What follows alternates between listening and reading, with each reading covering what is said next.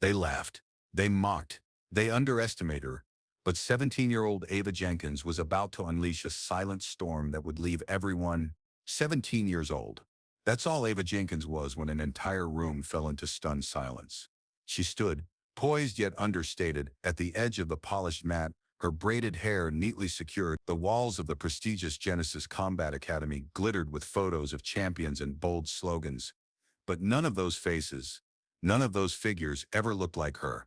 Oh, the smirks.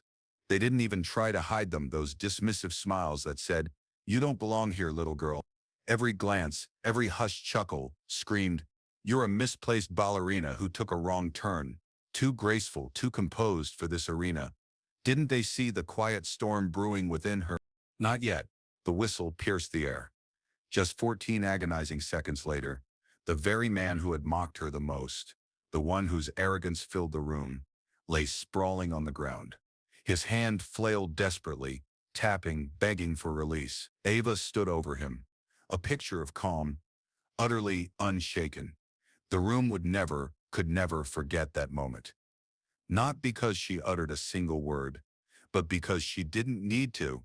This isn't just a tale of discipline or even sweet revenge. It's a profound story of legacy, of healing, of what happens when the long-ignored finally seize their chance and land a perfect strike.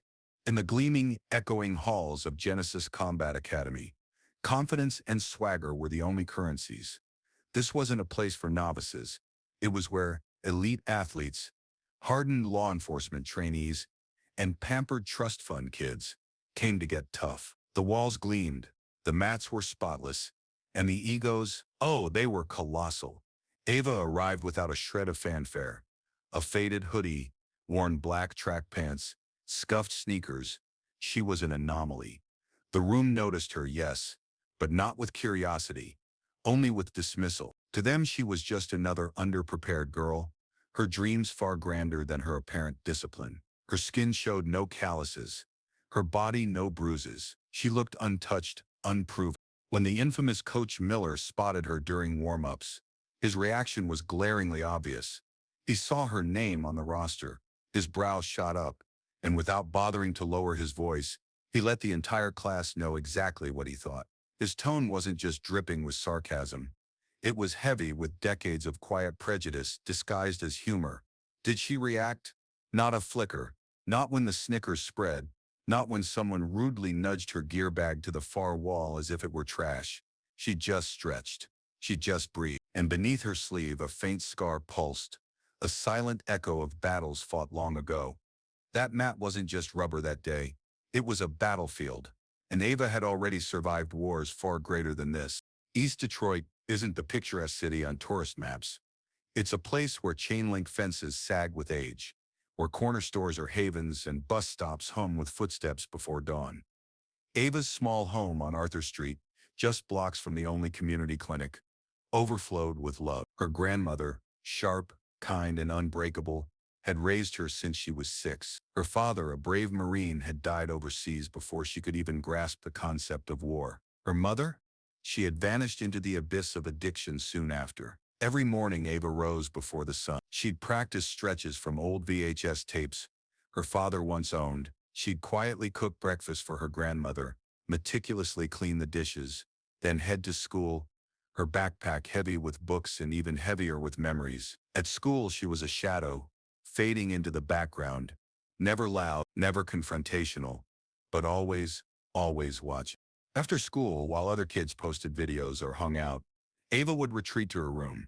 There, she'd unroll a yoga mat on the worn wooden floor, open her father's old laptop, and meticulously study Marine combat drills. Pause, rewind, practice, repeat. No one, not even Ava herself, knew what she was truly preparing for. But a deep whisper inside her soul insisted that one day, every single second of this work would be crucial. Back at Genesis, the air grew icier with each passing week. Coach Miller made Ava his personal, unspoken example. His comments were veiled, directed at the group, but each one was a barbed arrow aimed squarely at her. Whenever he demonstrated a move, he'd conveniently use her to show how a mistake could lead to injury.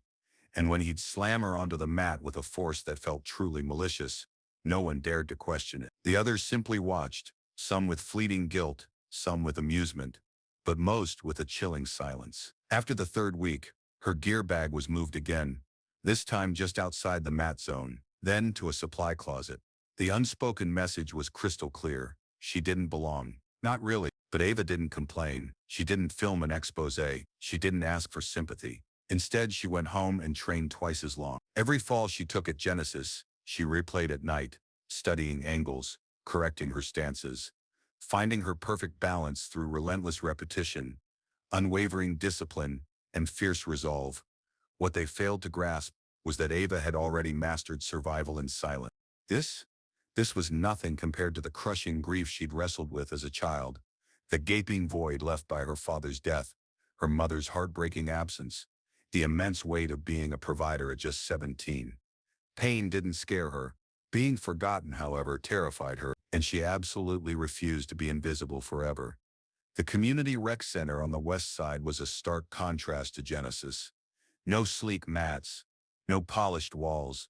It smelled of bleach and floor polish, its windows fogged, its lights flickering.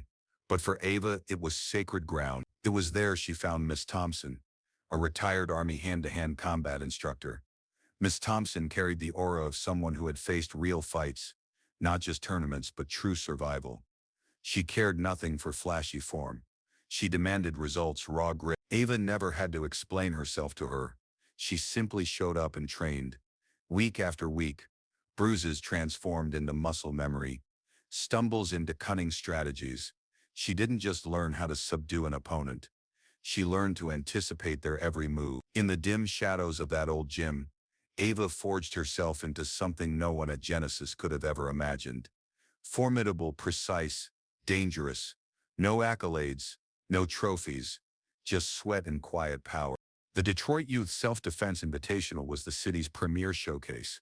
The community center auditorium was packed, parents holding signs, kids in custom uniforms. Genesis Combat Academy arrived in a bus, a contingent of competitors and instructors, Coach Miller at the front, chest puffed out, expectations soaring. Then on the roster, right by the judges' table, a name appeared that made his blood run cold.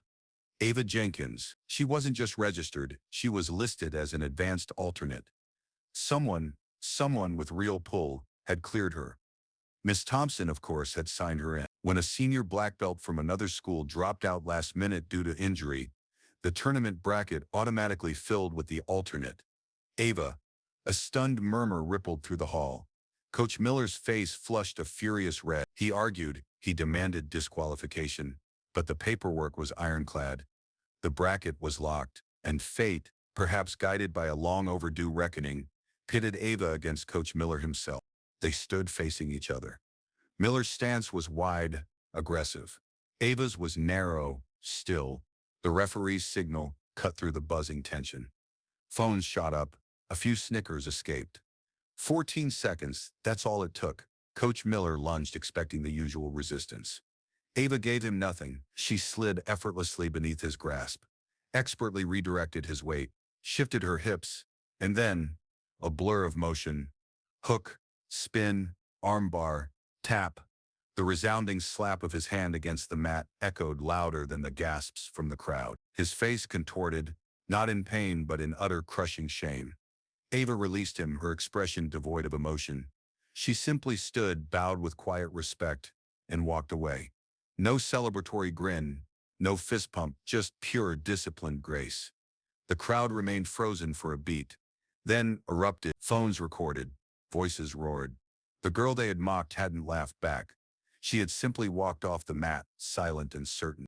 By evening, clips of the match had exploded across social media. Within 24 hours, millions had witnessed it. The 14-second humbling, quiet girl destroys instructor. Black excellence in silence. Genesis law students started withdrawing. Parents began pulling their kids. Sponsors questioned. Coach Miller was suspended, pending internal review. And Ava, she returned to Arthur Street, cooked breakfast for her grandmother, and stretched, just like always. But now, when she walked past the local grocery store, strangers nodded in respect. When she stepped into the school hallway, teachers did a double take. Yet she didn't linger in the spotlight. She redirected it. 2 months later, she launched a free self-defense program at that very same community rec center where she had trained. Flyers vanished as fast as they appeared. The lines grew longer and longer. Girls from every corner of Detroit flocked to learn not just how to fight, but how to believe in themselves. Ms. Thompson stood proudly beside her, a rock, and Ava finally, truly smiled when someone spoke her name with genuine pride. They had underestimated her, dismissed her, mocked her, but Ava didn't waste her time proving them wrong with words. She used silence, unwavering focus, and the deep, ancestral resilience that flowed through her veins. In a world obsessed with noise, Ava quietly built her power, not for vengeance, but for a lasting legacy. 14 seconds changed everything for them. But for her, it was years of silent, relentless preparation finally paying off. She didn't become loud after victory. She became louder in service, because true strength doesn't need to shout. It only needs to show up and stand.